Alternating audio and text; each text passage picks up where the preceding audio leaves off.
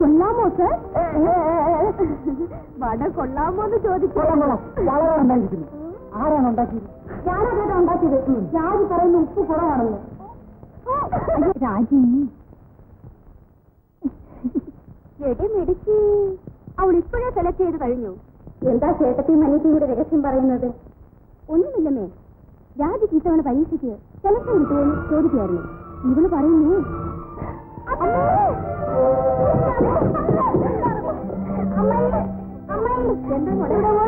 അമ്മയ്ക്ക് എന്താണെന്ന് നോക്കി. എന്താണ്? എന്ത് പറ്റി? ഒരു തല കറക്കാൻ പോലെ. മോളെ, നീ വേഗം പോയി ഡോക്ടർക്ക് ഫോൺ ചെയ്യും.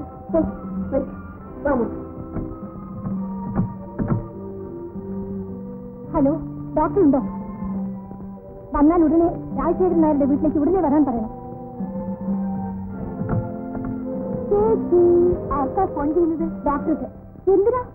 അമ്മയ്ക്ക് പെട്ടെന്ന് തലകറക്കം വന്നു. അയ്യോ, അമ്മ എവിടെ? അകത്തുണ്ട്, പോയി നോക്ക്. അച്ഛന് വിവരം അറിയിക്കട്ടെ.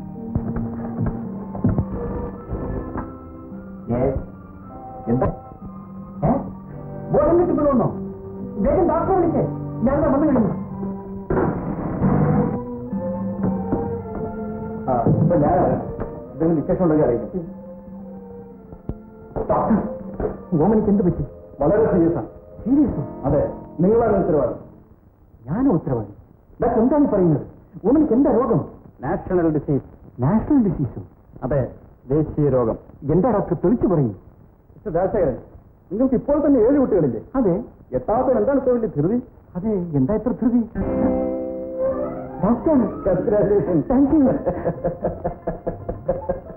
ചേച്ചി, ഡോക്ടർ പറഞ്ഞത് സത്യമാണോ ചേച്ചി? ഡോക്ടർ പിന്നെ കള്ളം പറയുന്നത്. ഏതായാലും ഇത് അത്ര നന്നായില്ല ചേച്ചി. എന്ത് നന്നായില്ല? 7ന്റെ കൂടെ 8 അല്ല എന്താ? അല്ലെ, 2 കൂടെ 8 അത്രേ ഉള്ളൂ. ദൈവം തന്നത് ഇപ്പൊ അവർക്ക് അസുഖം ഒരു അസുഖമില്ല. നീ അത് തരും.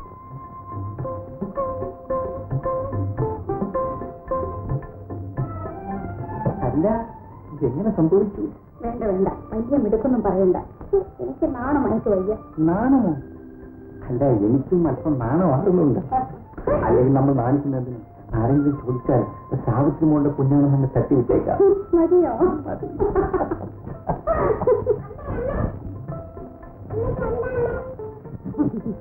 അവള് പൂച്ച. അമ്മയ്ക്ക് എന്താ അസുഖം? അച്ഛാ, ഈ മരുന്ന് ഉടനെ കൊടുക്കണമെന്ന് ഡോക്ടർ പറഞ്ഞു. അതെ അച്ഛാ, ഉടനെ കൊടുക്കണമെന്ന് ഡോക്ടർ പറഞ്ഞു.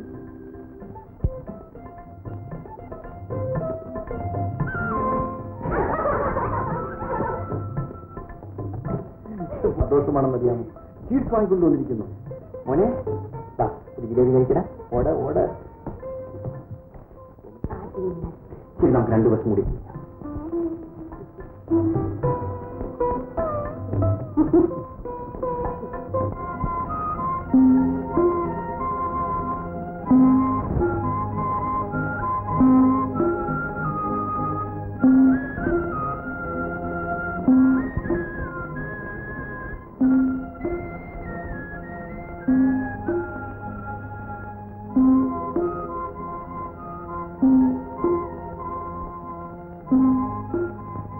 എന്താ മണി? ആരുടെ എഴുത്ത്? നീ എന്താ ഒളിച്ചത്? സാവിത്രിയുടെ അമ്മയ്ക്ക് ഇനിയൊരു കുട്ടിയോട് ജനിക്കാൻ പോകുന്നു. നീ ഒരു കുട്ടി കൂടിയോ? ആർക്കാ ജനിച്ചത്? ഇനിയൊരു കുട്ടി ജനിച്ചില്ല, ജനിക്കാൻ പോകുന്നു. നിങ്ങളുടെ ബന്ധുക്കാരന് സാവിത്രിയുടെ എഴുത്ത് വന്നിരിക്കുന്നു. രാജശേഖരനോ? എടാ ഭയങ്കര. അപ്പൊ അവനെതിരായിട്ട് വിട്ടുപോകുന്ന കാലം കഴിഞ്ഞല്ലോ. ഇപ്പൊ എത്രയായി? 9ഓ 10ഓ? ഇപ്പൊ 8 ആളച്ച. ഭാഗ്യം. പിന്നെ വേറെ എന്തൊക്കെയുണ്ട് വിശേഷങ്ങൾ? ജയിച്ചൊന്നുമില്ല. ഈ ആഴ്ചയിൽ സാവിത്രിയുടെ എത്ര കത്ത് വന്നു? 3. നീ എത്ര അങ്ങോട്ട് അയച്ചു? 4. ഞാൻ നിന്നോട് പറഞ്ഞിട്ടുണ്ട്, നീ അവൾക്ക് എഴുത്തയക്കുന്നു, അവൾ നിനക്ക് എഴുത്തയക്കുന്നു. കുറച്ചു കാലത്തേക്ക് നിർത്തി വെക്കണം. ഇതിനൊരു മറുപടി കൂടി അയച്ചിട്ട് നിർത്തിയേക്കാം. ഇനി ഇങ്ങോട്ട് കത്തയക്കരുതെന്ന് പ്രത്യേകം അണ്ടർലൈൻ ചെയ്ത് എഴുതിക്കണം. മനസ്സിലായോ? നീ ഒരു നിയമ വിദ്യാർത്ഥിയാണ്. ഇത് നിന്റെ ഫൈനൽ ഇയറാണ്. പഠിച്ച് പാസ്സായി ഡിഗ്രി എടുക്കുക എന്നുള്ളതായിരിക്കണം നിന്റെ വ്രതം. അല്ലാതെ ഭാര്യയ്ക്ക് കത്ത് എഴുതി അവളെ മനസ്സിൽ ധ്യാനിച്ചുകൊണ്ട് ഇങ്ങനെ ഇരുന്നാലുണ്ടല്ലോ ബിഎൽ കിട്ടൂല. ഞാൻ പറഞ്ഞേക്കാം. ഞാൻ ശരിക്കും പഠിക്കുന്നുണ്ട്. പഠിക്കാൻ ഒക്കെയില്ലെന്ന് എനിക്കറിയാം. അതുകൊണ്ടാണ് വിവാഹം കഴിഞ്ഞപ്പോ പരീക്ഷ കഴിയുന്നവര് സാവിത്രിയും കൂടെ അയക്കരുതെന്ന് ഞാൻ രാജശേഖരനോട് പറയാൻ കാരണം. അതുകൊണ്ട് പരീക്ഷ കഴിയുന്നവരെ എഴുത്ത് ഗതാഗതം ഒന്നും വേണ്ട. മനസ്സിലായോ? മനസ്സിലായി. ആ എന്നാ ഞാൻ കോളേജിലേക്ക് പോയിക്കോട്ടെ. ആ നോക്കോളൂ. നിങ്ങൾ ഇങ്ങനെ കണ്ണിച്ചോരില്ലാതെ സംസാരിക്കാതിരുന്നു. അവനൊരു ചെറുപ്പക്കാരനല്ലേ, കല്യാണം കഴിപ്പിച്ചേക്ക് ജീവിക്കുന്നതാണ് ഞാൻ പറഞ്ഞില്ലല്ലോ. ഒരു കൊല്ലത്തേക്ക് ഇറങ്ങിയിരിക്കാനല്ലേ ഞാൻ പറഞ്ഞുള്ളൂ. അവന്റെ നന്മയ്ക്ക് വേണ്ടിയാണ് ഞാനീ പറഞ്ഞത്. ഒരു കൊല്ലം കഴിഞ്ഞിട്ട് അവന്റെ ഇഷ്ടം പോലെ ജീവിച്ചോട്ടെ.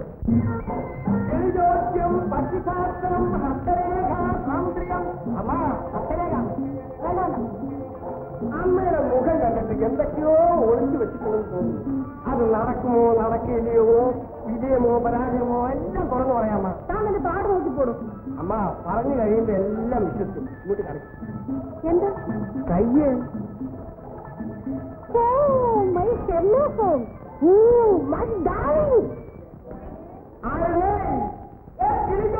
പക്ഷിശാസ്ത്രം ഭാവി ഭൂതം എന്തെങ്കിലും അറിയാൻ എനിക്ക് ചോദിക്കാൻ റെയിൽവേ പാളത്ത് ഇവിടെ കട്ടവണ്ടി ഓടിക്കാൻ നോക്കുന്നുണ്ട്. എന്റെ പേരെന്തിനാന്നറിയാം? ഈശ്വരാന്ന്. ഈശ്വരന്റെ സംശയം കേവലം മനുഷ്യനാണ്. നിനക്ക് ജോലി വന്നേ. എന്റെ ഈശ്വര, നിന്റെ ദൃഷ്ടിയിൽ നിനക്കൊരു ഡ്യൂപ്ലിക്കേറ്റ്. സാറേ, ഇത് ശാസ്ത്രം. ഞാനൊരു ശാസ്ത്രജ്ഞനാണ്. എനിക്ക് കുറച്ച് വെള്ളം. ഈ ഒരു ശാസ്ത്രജ്ഞന് കുടിക്കാത്ത വെള്ളങ്ങളൊക്കെ എടുത്ത് കുടിക്കും. നീ ഇവിടെ ഇരിക്കും.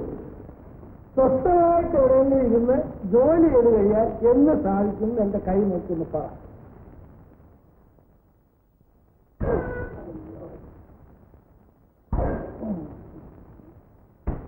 സാറിന് എത്ര വയസ്സ്? 53. 2 കൊല്ലം കൂടി കഴിഞ്ഞാൽ നേരെ 2 കൊല്ലം കൂടി കഴിയുമ്പോ സാറിന് 55 വയസ്സായോ? അപ്പൊ റിട്ടയർ. അപ്പൊ വീട്ടിൽ വന്നിട്ട് സ്വസ്ഥമായിട്ട് വീട്ടുജോലി ചെയ്യാനുള്ള ഒരു പ്രത്യേക യോഗം കാണുന്നുണ്ട് സാർ. സാറിന് ദേഷ്യം വരണ്ട. ഇതിനിടയ്ക്ക് സാർ ചത്തുപോകുമെന്ന് ഞാൻ പറഞ്ഞില്ലല്ലോ. എന്തുകൊണ്ട് പറഞ്ഞില്ല? എനിക്ക് സാറിനോടുള്ള സ്നേഹം കൊണ്ട്, നമ്മൾ ഒരുമിച്ച് കഴിയാനുള്ളവരാണല്ലോ എന്നുള്ള ബോധം കൊണ്ട്. എങ്ങനെ നമ്മൾ മറ്റേ ഞാൻ എന്റെ അമ്മായിയത്തിനാണ്. ഓ ട്രെയിൻ